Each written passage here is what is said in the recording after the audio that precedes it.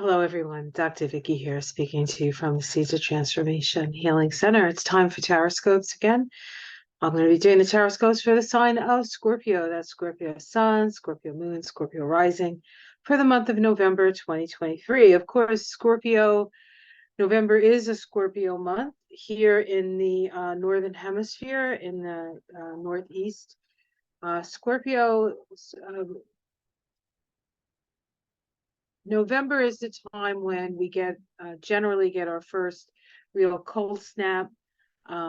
It's when it's sort of October is over, the colorfulness, the height of the colorfulness is done, and this is when things start to really sort of die. At least from the perspective of the outside, the leaves fall from the trees. We get to see the structure of the trees, and it is generally one of the darkest times of the year, November, December, as we move into the winter solstice. The darkness seems to take over, and it is a very mystical time, and it's a time of deep introspection. Now, we're going to look at the astrology of November to start with, and then I'm going to be doing a card reading using the Modern Spellcasters deck, and then pulling an oracle card using the Spirit of the Wheel Oracle. So let's get started on this. Let's take a look at the astrology. All right, let's see if I can find where I need to be here. All right, I think this is a good place to start. Let's get to Scorpio. Where is my little Scorpio? Come on, Scorpio. Scorpio, where are you? Oh, there. Leave it to Scorpio to hide out, right? That's one of the things that Scorpios are really good at. They're good at not being seen until they choose to be seen. However, Scorpios, whether they want to or not, are felt. So you may not see a Scorpio, but you will feel them enter the room. All right. Yeah, here we go. Yeah. All right. Awesome. So, of course, we start the month with the sun in your sign, Scorpio, sun in the first house. So, again, if you don't want to be seen, you're not seen, but it's a little bit harder to hide when the sun is moving through your first house. We don't just have the sun there, we have Mercury, we have Mars. The sun is in your first house until the 22nd of November. That's when it moves into your second house, and the sun moves into Sagittarius. It's less about you and more about what's important to you. That's that second house. Mercury, however, is only in Scorpio for the first 10 days of November, and then it moves into your second house. So your mind goes to that second house issues, your values, what's important to you, perhaps your resources, your money, and your sense of self-worth. Mars spends the majority of the month in Scorpio from November 1st to the 24th. Of course, it's moved into Scorpio before that. It moved into Scorpio at the end of last month. So Mars is powerfully placed in Scorpio. Mars is one of your co-rulers, Scorpio. So it feels empowering when Mars is in Scorpio. And that's true of the higher vibrational Scorpios that watch this video, and those who wouldn't dream of watching this video who happen to be Scorpios. So as those of you higher vibrational Scorpios understand that this can be a little bit of a treacherous time with Mars in Scorpio, especially because we did have it part of the eclipse at the end of last month. We're still sort of vibrating from that full moon eclipse in Taurus, with the sun and Mars and Mercury conjunct and opposite the moon. So it is an intense time. We November is intense anyway, but of course we start November intense coming off that full moon lunar eclipse, when a lot of things are felt, right, and expressed and come out. Venus, the planet of love, starts the month in Virgo, but quickly moves into Libra on the 8th. Venus is in your 12th house. Venus actually likes being in the 12th house. The 12th house is a challenging house, but not so much for Venus.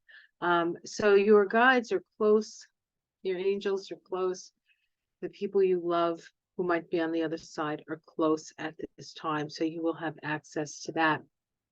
Jupiter, the planet of expansion, which has been in your 7th house of partners, both marriage partners, if that's your situation, business partners, and open enemies. And so Jupiter is an expansive principle, so you may find that you have more enemies than you originally thought. And I can only think of our president Joe Biden, who's got a plethora of Scorpio planets, and how he's really experiencing a lot of blowback. And I think it's less about Joe, honestly, and more about what people feel he represents. So in that respect, and that could be true of you too. It is not necessarily who you really are and what you're trying to really do, but it's what you represent to other people. Jupiter is retrograde all month. It retrogrades from 11 degrees of Taurus back to 8 degrees of Taurus. So, but Jupiter opposite your sun, perhaps, or any other planets you might have in Scorpio, is not necessarily a negative thing. It's just that it is an expansive energy and it's moving through that 7th house. Maybe you don't have a lot of open enemies, and that's good, because then it just means that there's an expansion of your relationships and an understanding of your relationships. And because it's in Taurus, it's an understanding based in practical matters. Do you have the same values, right? Taurus. Do the people that you're in relationship with reflect you, or are they projecting on you? Okay, so those are some questions that are asked at this time. Uranus, of course, is also in Taurus. It's there for 7 years, so this is a more long-term cycle. And Uranus moving forward, moving backwards, it's not moving backwards, is going over some old areas, things, where you may have progressed forward in some of your relationships. Now that is being sort of re-looked at. Not to say that the progressiveness of that doesn't stay. It's just that, like, oh, I took these leaps forward. Now let's take a look at those leaps and see, because Uranus acts in a very sort of like sudden way, and then you have to work with what you're left with in a way. And so we have that happening. Saturn, the planet of structure, the planet of time, the planet of responsibilities, in Pisces, stations direct on the 4th of November. So right at the beginning of the month, right around a time when we're having a lot of oppositions, and I'll talk about those oppositions separately. Neptune, of course, in your house of creative self, there for 14 years. It's retrograde now. It is making some trines to the Sun and Mars in Scorpio, so there's a lot of flow. So this is a great time to be creative, a lot of flow of creative energy. And because we're dealing with water, it's very emotional. So this is a good time for therapy, actually, or even creative things through your understanding of the challenges that you've had to endure. And of course, you're a Scorpio, so you come in with quite the laundry list of karmic stuff that you have to deal with, just like Capricorn does. Scorpio, Capricorn seem to be, in my estimation, some of the more difficult ascendants to have, or energies to have in your chart. And then Pluto, your other ruler, is moving direct. It moves about a degree from 28 to 29 degrees in Capricorn in your third house.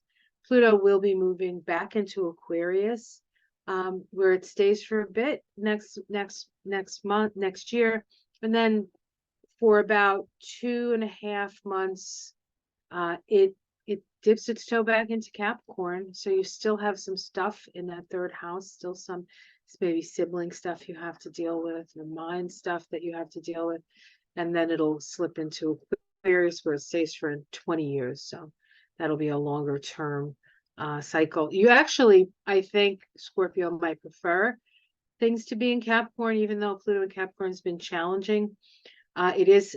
Capricorn is sextile your energy, so there's more of a communication. When it gets into Aquarius, now we're squaring the energy. But that'll just mostly will require you to start building foundations for your new understanding of yourself and your healing journey. All right, let's take a look at just like generally what's happening in the month. As I said, we have a lot of oppositions within that first week, or the first 4 days. We have the Sun opposing Jupiter. We have Venus opposing Neptune and Mercury opposing Uranus. These oppositions bring awareness. Neptune and Uranus are transpersonal planets, so it brings an awareness of the transpersonal or the collective awareness to our more personal planets, Mercury, how our mind works, and Venus, what's important to us. Neptune is the higher octave of Venus, and Uranus is the higher octave of Mercury. And so it's as if this vibrational frequency is being shown to us. We also have the Sun opposing Jupiter. The Sun and Jupiter are the two largest things in our solar system. They're both stars. Of course, the Sun is the star of our solar system. Soul meaning soul, right? Sun, star, and Jupiter is thought to be a dwarf star. I think a brown dwarf, which is a star that's I might be wrong, but it's sort of sleeping. It's a sleeping star.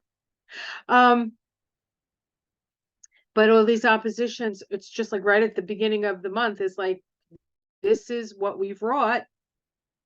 Saturn going direct at that time as well says we're putting this, we're putting the stake in the ground. Now we have to move with the real reality that we find ourselves in. How are we going to move forward? The second week, Venus makes a trine to Pluto, and Mercury makes a trine to Neptune. So there's a flow from those transpersonal planets to both Venus and Mercury. Mercury also makes a sextile to Pluto, which opens the lines of communication and allows us to move in a more progressive way. At the end of week 2, Mars makes an opposition to Uranus. This is a very challenging and difficult energy. Of course, Mars is in Scorpio at this time, Uranus in Taurus. This is a point of decision. Are we going to move in the direction of chaos, or are we going to move in the direction? Are we going to make the changes necessary to move forward in a new way? On week 3, we have a new moon in Scorpio. I didn't talk about them. In fact, I don't even think I put the new moon in here. Oh, I'm sorry. The new moon is right here in Scorpio, right in your first house, perhaps reinventing yourself. It is a very tight opposition to Uranus. So this could be a decision time for your relationships at this time. That is happening on the 13th, which is a Monday. We also have Mars making a conjunction to the Sun in your first house, new start at 26 degrees of Scorpio. So for those of you at the end of Scorpio, this is really on your chart, on your Sun. Again, sort of a reinvention of yourself, and very powerful time for new beginnings for you. That is happening in the 3rd week, and I'll tell you what day that is. They didn't write the days down, which is silly. It's on Saturday. So if that happens to be your birthday, you're going to have a Mars Sun conjunction. That's a lot of energy and a lot of energy for transformation and ultimately healing. All right, really asserting yourself this year, if that happens to be around your birthday.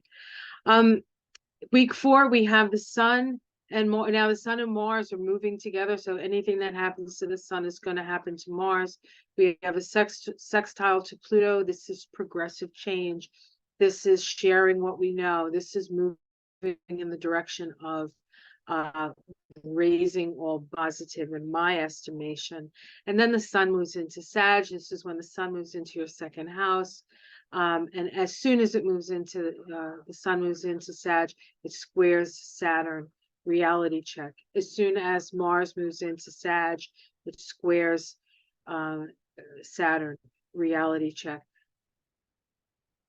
Sagittarius is what we believe, right? It's our understanding of things, and we have to make it practical, and we have to build foundations based on this. We also, this is the squares that happen to Mars and to the sun, our last quarter crisis in consciousness growth. So they have within them a revolutionary energy. It is time to do the things that we've done. It's time to take responsibility for what has happened, and now it's time to do it in a different way. And that may be more of a message for the collective, maybe, than it is even for you personally as a Scorpio. Week 5, we have Venus in the crosshairs of a yod. This yod is made up of Venus, Uranus, and Neptune. Venus is in Libra, which is a powerful position for Venus. Venus is the ruler of Libra, but it is asking us, how are we going to relate in a more collective way, so that things are more fair for more people? That's what it feels like to me anyway. And then the last week we also have in the last week a full moon in the sign of Gemini. Now for you, that means the sun is going to be in the second house, and the moon here, the full moon in your 8th house, which you're an 8th house person, right? As a Scorpio. So whatever gets illuminated at this time is not going to scare you. But it is around your mind, because we're dealing with the axis of the mind, Sag and Gemini, and perhaps how you think about your resources and your shared resources. So there could be an illumination around that. I think that Scorpios pretty much have a good handle around those issues, probably more than anybody else does. So a full moon for anybody else in those houses might be a little bit challenging.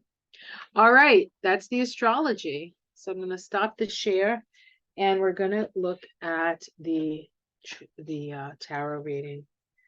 So I'm using the Modern Spellcasters deck, perfect deck for Scorpio in this special Scorpio month. The goddaughter is a Scorpio. Her son's at the last degree of Scorpio. She's very intense, but she's very sweet. Her first word was moon. And she was, well, I don't know if it was her first word, but it was one of her first words. And I might have told you the story because it's one of my favorites. So her mother's holding her in her arms, and she's like, mean, mean, mean. And her mother's like, what is she talking? She's not saying mama. What is she saying? And so she looked up, and there was the moon in the sky. And she hadn't taught her that. She hadn't taught her that's the moon. She hadn't been reading Goodnight Moon to her. She knew it was the moon. Powerful, powerful lady. Powerful, beautiful soul. Okay. Hi, baby. Saying hello to her, even though I don't think she watches these. Oh, geez, Louise. All right, let's see. What do we have here? We have the 7 of Cups. This is Venus and Scorpio, by the way. This is about choices, but it's also about things aren't quite clear. Everything is sort of there, but not quite clear. So decisions need to be made, but um, maybe initially it doesn't seem like any of the decisions that you make are going to be good ones. Like whatever you choose, it's going to be an issue. What challenge is that? The Queen of Wands. Um, being able to hold on to your spirit, keeping the hearth fires burning. It's funny, this was also a challenge card for one of the other signs. Um, I think it was Libra, maybe. Anyway, it doesn't matter. The Queen of Wands is about dominion over your spirit, staying focused on that which is burning in your hearth fire, in your the Queen of Wands is a Leo vibration. Okay, let's continue. Let's see what's underneath it. Justice, the Queen of Swords, she makes decisions based on logic. She's not particularly emotional at all. She has been through it. She understands. She has a higher perspective. The Seven of Cups can be like the seven deadly sins kind of energy. So there may be, you may be, what's the word I'm looking for? Maybe tempted by things. And these cards are saying stand strong in what you know and what you feel in your heart. Let's see what's in the past. Yeah, so you've been through the fires, you've been through the transformational fires, you have been held back, you've had to been very careful about the things that you've said and the steps that you've taken, but you've had to utilize your intuition to move through that period. In the sky, we have the Knight of Cups. This is generally somebody bringing you offering you something. Now, the Knight of Cups isn't the most reliable of folk. So you do need to be careful that what you're being offered isn't something to, in one way or another, entrap you, I think. Let's see what's in the immediate future. You're not seeing, it's hard to see where you're going because you have so many irons in the fire, so many things, so many burdens. You need to make sure this month for you is going to be about releasing the burdens that you don't need to carry anymore. You need to let go of them because you can't see where you're going and you may stumble. So this is, and I think that's why at the bottom of this is there are so many choices to make, but you need to be very very strict about what you accept, what you want to carry. You need to really decide what it is you want to continue to carry and what it is you don't. How it's seen from the outside, people see you as cautious, thought out. You are doing things to protect yourself and the people that you love. Let's see your domestic situation. We have the Nine of Swords. This is anxiety. This is there's a certain amount of, now this isn't always how this card is read, but in this deck, I feel like there's mourning, you're mourning your compatriots who have fallen. Mourning. So this month for you is a kind of a let go month. It's about honoring the past, but letting it go as well. Letting it go. Hopes and fears, the Five of Wands. This is sort of like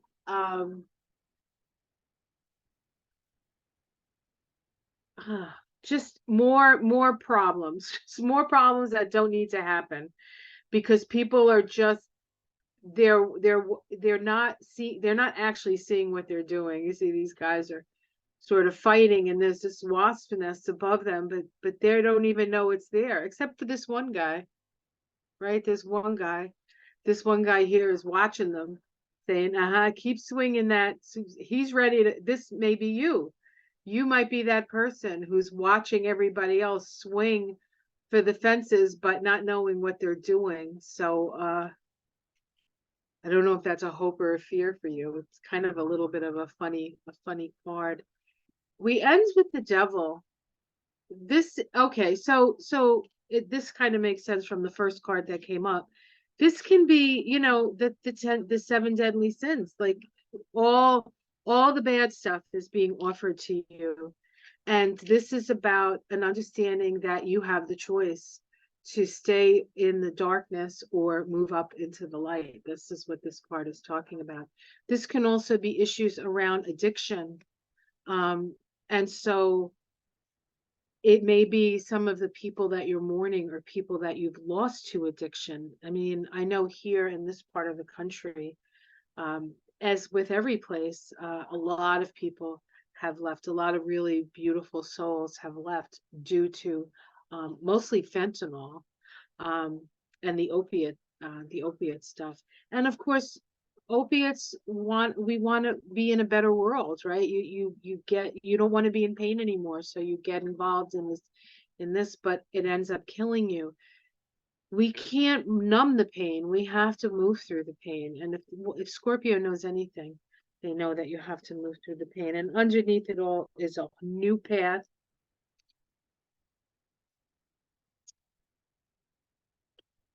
Getting together, right? Agreeing, fun, coming back into the fold and getting your wishes.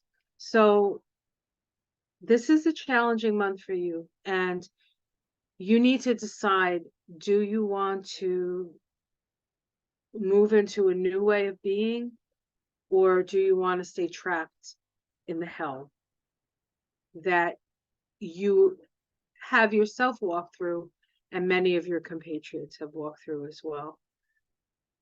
It's time to unburden yourself and utilize the sharpness of your mind and your discernment to get to this place. You may have to cut away some people in your life that are not helping you make the right decisions. That's what I see, Scorpio. Kind of makes sense. Kind of makes sense. All right. One more pull. We're going to pull an oracle card to see. We're using the Tarot of the Spirit.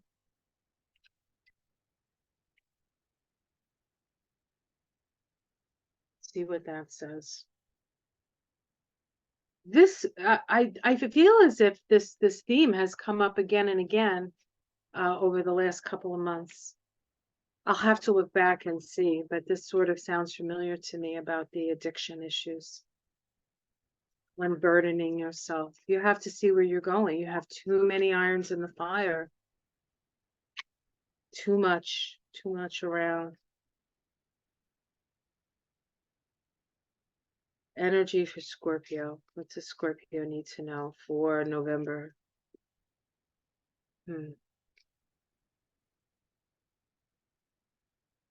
Guys are awesome.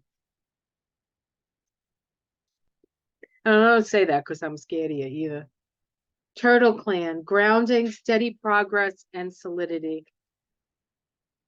All right, that makes sense. Okay, 5. All right, let me read this to you. I'll hold this up. The Turtle Clan cards augurs a time of slow and steady progress. Do not be concerned that nothing much is happening outwardly at this time. You will reach your goal when the time is right. Slowing to the turtle pace requires that you have patience and faith that the universe will provide that which you need. If you push fate and try to reach your goals prematurely, you will not enjoy life, the full bounty of success. I'll be right down. The tasks will not be complete completed properly, and you will burn yourself out by forcing the whole process. Turtle pace assures that your goals are grounded and that you will, in fact, have the energy to persevere and to reach your desired ends. Learn to enjoy the simple pleasures in life. Living in the moment allows us to build our reserves of inner strength. Turtle teaches us to become centered and grounded. Its protective shell is a gentle reminder to establish boundaries between what we are and are not willing to experience. Balance what you receive with what you give back to the world. And here's your prayer. Through the lessons of the turtle, I move towards my goals with the steady, slow progress that will assure completion. My life is more complete when I take the time to enjoy myself as my body is healthier and my mind clearer. I honor Turtle for opening my connection to Earth Mother, and I am grateful for the gifts she has given me. Release, release, let go of the burdens. It's time for you to wake up to the new beginning, the real reason you're here. And that's going to require you to let go of some very challenging addictions. Okay. Have a beautiful month, Scorpio. If you enjoy these videos, please like and subscribe if you'd like to support my channel. You can do that by giving me a thumbs up and sharing the videos, or you can become a patron for $5 a month, as little as $5 a month. You can patronize me as much as you want. No limit.